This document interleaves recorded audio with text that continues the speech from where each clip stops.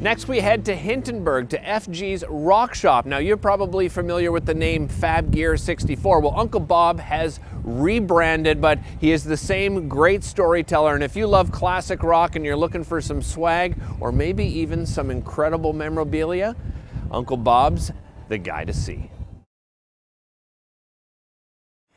Well, we all loved our rock t-shirts growing up, right? It was our badge. Hey, we went to this concert. We knew that band inside out. So we kept doing that and kept promoting that. What's sort of happening now is that audience is dying. I always say the earth is flat. So the 60s rockers are falling off the end of the earth. So you don't see as big a sales anymore because my audience is disappearing. What's sort of helping to promote that history is the kids are buying vinyl. And luckily we have a vinyl shop in the neighborhood here, a record center.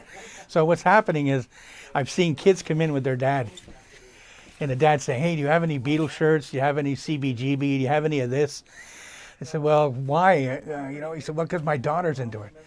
She's wearing my t-shirt. So slowly it's coming back, right? The kids are, I think, getting fed up with the generic music that's out there.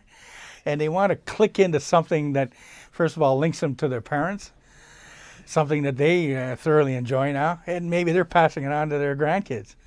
Pandemic has been a couple of things, definitely hard on everybody. So much messaging that's out there that people don't understand, stats every day. Jesus Murphy, like I'm getting a headache just reading this stuff, right? So I said, I had Laura working for me, so I said, Laura, unfortunately, I'm going to close down. So we officially closed down March 21st and didn't reopen until May. And during that time, as because my expenses were kind of low, I still had the big space next door, so the rent was kind of high.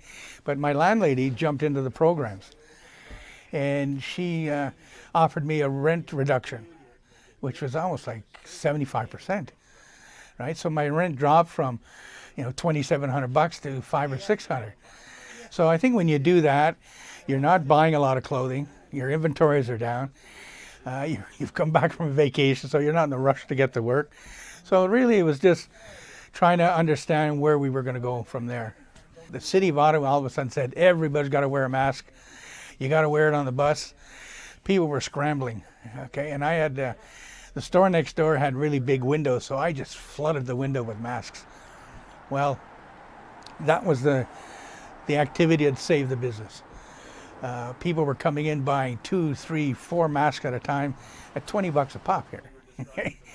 But my masks were so different. They were the Rolling Stones, the Beatles, Queen, all the pop culture. Everything else out there was medical masks. And right, so people said, oh, I don't want to do that. I want to show my rock and roll. So it became the new T-shirt as far as I'm concerned. You're covered up, but you got your rock mask. And we go, hey man, you're a Pink Floyd fan, you're a Zeppelin fan, you're a Beatle fan. So that's what kept it going. It's one of those things, right?